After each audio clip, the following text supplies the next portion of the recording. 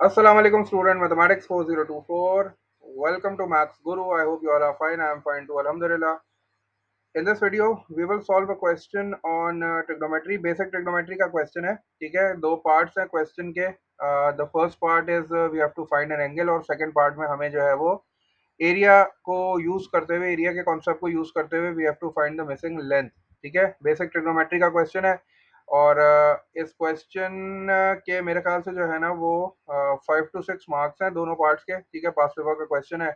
जल्दी से इसका सोल्यूशन जो है वो वीडियो में डिस्कस कर लेते हैं. आई होप ये वीडियो तुम लोग के हेल्पफुल होगी इंशाल्लाह. So let's just start the question. पहले रीड करते हैं.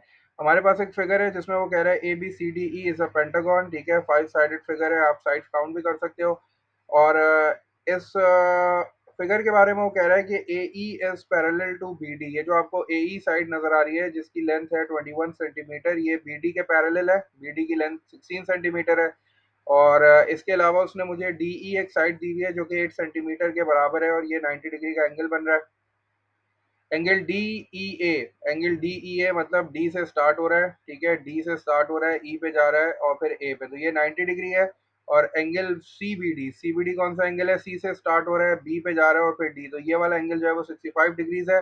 मुझसे कह रहा है we have to find the angle B A E. B A E angle जो है ना वो मुझे फाइंड करके दिखाओ. पहले ये एंगल मार्क कर लेते हैं. बी से स्टार्ट हो रहा है, बी से ए पे जा रहा है और ए से जो है वो ई पे जा रहा है. इसका मतलब है I have to find this angle. मुझे ये वाला एंगल फाइंड आउट करना है. इसके लिए मैं क्या कर रहा हूँ, मैं यहाँ से जो है ना वो एक परपेंडिकुलर जो है वो यहाँ से ड्रॉप डाउन कर रहा हूँ. इस तरह जब मैं ये परपेंडिकुलर ड्रॉप करूंगा तो ये 90 डिग्री हो गया. ठीक है. अब ये मेरे पास एक राइट एंगल ट्राइंगल बन गया है. राइट एंगल ट्राइंगल के लिए जो है since I have to find an angle तो मैं ट्रिग्नोमेट्रिक रेशियो यूज कर सकता हूँ. लेकिन प्रॉब्लम ये है कि क्या मुझे इस राइट एंगल ट्राइंगल की साइड्स पता है? तो मुझे जो है वो बिल्कुल साइड्स पता है, क्योंकि अगर डी से लेके ई तक 8 सेंटीमीटर है तो इसका मतलब है कि ये वाली साइड भी बिल्कुल 8 सेंटीमीटर होगी. तो मैंने इसको यहाँ 8 सेंटीमीटर मार्क आउट कर दिया है. और क्या मुझे हाइपोटेन्यूज पता है? हाइपोटेन्यूज तो मुझे नहीं पता. क्या मैं बेस जो है वो फाइंड आउट कर सकता हूँ? बेस में बिल्कुल फाइंड आउट कर सकता हूँ, क्योंकि यहाँ से लेके यहाँ तक जो है वो 16 है और यहाँ से लेके यहाँ तक 21 है. इसका मतलब है कि अगर मैं 21 में से 16 को माइनस कर लूँ, 21 माइनस 16 कितना होता है? 21 माइनस 16 इज इक्वल्स टू 5. तो इसका मतलब है कि मेरे पास जो ट्राइंगल है इस वक्त उसकी बेस जो है वो 5 है. इसका मतलब है मेरे पास दो साइड्स तो आ गई हैं. तो अब मैं दो साइड्स को यूज करके जो है वो ये वाला एंगल फाइंड आउट कर सकता हूँ. ये एंगल थीटा लिख दिया मैंने. ठीक है. अब मुझे देखना है कि मुझे पता क्या क्या है. मुझे ऑपोजिट साइड पता है. ठीक है. थीटा के सामने वाली साइड ऑपोजिट होती है. हाइपोटेन्यूज मुझे नहीं पता. मुझे एडजेसेंट पता है. तो ऑपोजिट और एडजेसेंट का रेशियो क्या होता है? Tan theta. तो बस यहाँ सिर्फ जल्दी से जो है वो टेन थीटा यूज करना है. ठीक है. Since I have to find the angle तो इन्वर्स भी करना पड़ेगा और कैलकुलेटर का जो है वो यूज भी यहाँ जरूरी है. तो टेन थीटा किसके बराबर हो गया? ऑपोजिट अपॉन एडजेसेंट हो गया, क्योंकि सो का टू ओ अपॉन ए. तो ओ मेरे पास इस वक्त 8 है तो 8 ऊपर आ गया और 5 जो है वो डिनोमिनेटर में चला गया. अब जो है मुझे थीटा, अब मैं यहाँ जो है ना वो एंगल का नाम लिख देता हूँ, क्योंकि मुझे angle B A E find out करना है. तो बी ए और ई. ठीक है. यही एंगल का नाम है ना? हाँ, बी ए ई. और एंगल फाइंड करना है. 10 को शिफ्ट कर दो, 10 वहाँ जाके 10 इनवर्स हो जाएगा. ठीक है ना? तो this will look like this. ये 10 इनवर्स हो गया और 8 अपॉन 5 हो गया. अब जल्दी से कैलकुलेटर यूज करते हैं और अपना एंगल जो है वो फाइंड आउट कर लेते हैं. ठीक है. तो angle B A E is coming out as,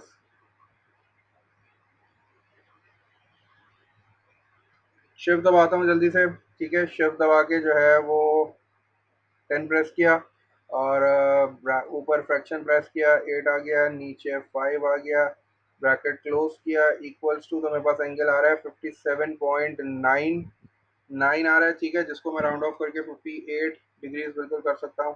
ठीक है ना? तो फर्स्ट पार्ट का जो आंसर आ रहा है मेरे पास आ रहा है 57.99, जिसको मैंने राउंड ऑफ करके जो है वो 58 डिग्रीज कर दिया. सही है. तो ये डन हो गया. सेकंड पार्ट देख लेते हैं जल्दी से. सेकंड पार्ट में मुझसे कह रहा है एरिया ऑफ पेंटागन. ठीक है. एरिया ऑफ पेंटागन का मेरे पास कोई फॉर्मूला तो है नहीं. पेंटागन को मैं डिवाइड कर सकता हूँ डिफरेंट शेप्स में. तो अब मुझे यहाँ दो शेप्स यहाँ नज़र आ रहे हैं. एक अगर मैं नीचे वाली की बात करूँ तो ये मुझे ट्रेपीजियम नज़र आ रहा है, क्योंकि इसमें दो साइड्स पैरेलल हैं. मतलब एक पेयर जो है वो पैरेलल साइड्स का, एक नॉन पैरेलल का है. तो ये ट्रेपीजियम हो गया और ये ट्राइंगल हो गया. ठीक है.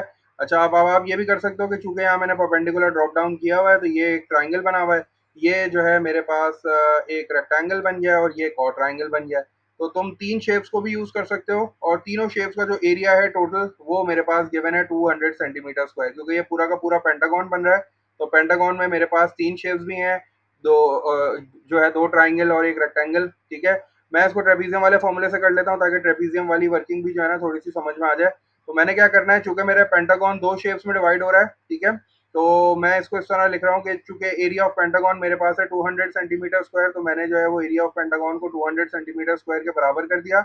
और अब मेरा जो पेंटागन है उसको मैं डिवाइड कर रहा हूँ ट्राइंगल में। ठीक है, ट्राइंगल मेरे पास ये आ गया। ठीक है, क्यों? क्योंकि मुझे बीसी फाइंड करनी है। उसने मुझे बोला है कि इस कॉन्सेप्ट को, एरिया ऑफ ट्राइंगल के कॉन्सेप्ट को यूज करके length of BC find out करो। तो अब मुझे ये देखना है कि मुझे बीसी चाहिए। ठीक है, मेरे पास ये एंगल है और मेरे पास ये वाली साइड है और ये ट्राइंगल जो है वो नॉन राइट एंगल ट्राइंगल है। तो नॉन राइट एंगल ट्राइंगल के एरिया का फॉर्मूला क्या होता है? नॉन राइट एंगल ट्राइंगल के एरिया का फॉर्मूला वही वाला होता है, half into side one side two sine theta. वही वाला फॉर्मूला मैं यूज कर रहा हूँ। अच्छा, अब मेरे पास जो साइड वन है वो मैं 16 ले रहा हूँ। ठीक है, और जो साइड टू है उसको मैं एक्स ले रहा हूँ क्योंकि वो तो मुझे फाइंड करनी है। ठीक है ना, तो मैंने जो बीसी मुझे लेंथ फाइंड आउट करनी है ना उसको मैंने एक्स बोल दिया। और इसके बाद जो है वो साइन थीटा लगाना मत भूलना। ठीक है, क्योंकि ये नॉन राइट एंगल ट्राइंगल वाला फॉर्मूला है। तो साइन मेरे पास एंगल कितना है दोनों साइड्स के बीच का? 65। तो ये तो ऊपर वाला जो मेरे पास ट्राइंगल था वो कवर हो गया। अब मुझे ये वाले को कवर करना है, ये है मेरे पास ट्रेपीजियम। ठीक है, मैं ट्रेपीजियम इसलिए यूज कर रहा हूँ ताकि ट्रेपीजियम थोड़ा सा जो है ना वो बच्चों को कंफ्यूजिंग लगता है। ट्रेपीजियम में वर्किंग कम होती है लेकिन वो बहुत आसान सा है। ट्रेपीजियम का फॉर्मूला क्या होता है? अगेन हाफ से शुरू होता है। ठीक है, अब यहाँ भी हाफ होता है और उसके बाद आता है सम ऑफ पैरेलल साइड। तो सम ऑफ पैरेलल साइड्स मेरे पास कौन कौन सी हैं उसने खुद बताया था, एक 21 है और एक 16 है। तो मैंने क्या करना है, 21 प्लस 16 कर देना है, 21 हो गया। और दूसरी साइड मेरे पास 16 है, तो ये दोनों पैरेलल साइड थी तो इनकी लेंथ को ऐड कर देते हैं और उसको मल्टीप्लाई करते हैं हाइट। हाइट क्या होती है? दोनों पैरेलल साइड्स के बीच का जो डिस्टेंस होता है। अब मेरे पास ये पैरेलल साइड है 16, ये पैरेलल साइड है 21, तो इन दोनों के दरमियान डिस्टेंस कितना है? इन दोनों के दरमियान डिस्टेंस 8 है। तो मैं इसको जो है वो 8 से मल्टीप्लाई कर देता हूँ। ये है एरिया ऑफ ट्रेपीजियम का फॉर्मूला। ये है एरिया ऑफ ट्राइंगल का फॉर्मूला। चूंकि नॉन राइट एंगल ट्राइंगल था तो इसलिए साइन वाला फॉर्मूला यूज किया। आप इसको तीन फिगर्स में जो है वो डिवाइड करके भी बिल्कुल कर सकते थे, जैसे आपकी मर्जी। ठीक है, अच्छा, अब मुझे क्या करना है, थोड़ा सिंप्लीफाई करना है। तो मैं काम ये करता हूँ, थोड़ा सा पहले सिंप्लीफाई करता हूँ, जल्दबाजी में जो है ना कोई गड़बड़ नहीं कर देना। अभी 200 को इधर ही रहने दो। सही है, अभी मैं काम ये करता हूँ कि मैं इस वाले टू को सिंप्लीफाई कर देता हूँ। 2 टाइम्स 1 is 2 और 2 टाइम्स 8 is 16, ये वाला टू भी खत्म कर दिया मैंने। और मैं इस वाले टू को भी जो है वो फिनिश कर देता हूँ, 2 टाइम्स 1 और 2 टाइम्स 4। सही है ना, तो ये मेरे पास दोनों टू अब खत्म हो गए। अब मैं ये काम कर लेता हूँ कि 8 को मल्टीप्लाई करा लेता हूँ साइन 65 से। सही है, तो मैं देखता हूँ कि ये कितना आ रहा है। तो 8 को जब मैं अच्छा, पहले मैंने साइन 65 निकाल लिया, जो भी आंसर आया उसको मैंने 8 से मल्टीप्लाई कर लिया। तो ये मेरे पास आ रहा है 7.25x। ठीक है, तो मैं इसको बिल्कुल यहाँ लिख लेता हूँ, 7.25x तो यहाँ पे आ गया। सही है, इसके साथ एक्स है, मुझे एक्स जो है वो फाइंड करना है। यहाँ 8 को मैंने सिर्फ साइन 65 से मल्टीप्लाई किया क्योंकि बाकी कुछ बचा नहीं, एक्स इसके साथ आ गया। और फिर ये प्लस का साइन आ गया। अब मैं यहाँ देखता हूँ मेरे पास क्या है, पहले मैं काम करता हूँ 21 और 16 को ऐड कर देता हूँ। 21 प्लस 16 मैंने किया तो मेरे पास आंसर आ रहा है 37। और अब उस 37 को मैं 4 से मल्टीप्लाई कर देता हूँ तो मेरे पास आंसर आ गया 148। ठीक है, तो ये आ गया 148। अब मुझे x की वैल्यू फाइंड आउट करनी है तो पहले मैं 148 को शिफ्ट कर देता हूँ दूसरी साइड पे। जब ये जाएगा तो वहां जाके सब्ट्रैक्ट हो जाएगा, तो this will look like this, 200 minus 148 जो कि 52 के बराबर हो जाएगा। सही है, और यहाँ से जो है वो फिर मैं 7.25 को शिफ्ट करके x की वैल्यू निकाल लूंगा। तो बस अब तो सिंपल सा क्वेश्चन रह गया बस। चलो भाई, अब यहाँ जो है जब मैं माइनस करूँगा तो 52 आ जाएगा। ठीक है, और फिर मैं 7.25 को शिफ्ट कर देता हूँ तो 7.25 वहाँ जाके डिवाइड हो जाएगा। यहाँ मल्टीप्लाई हो रहा था वहाँ जाके डिवाइड हो जाएगा और मेरे पास जो है वो एक्स का आंसर आ जाएगा।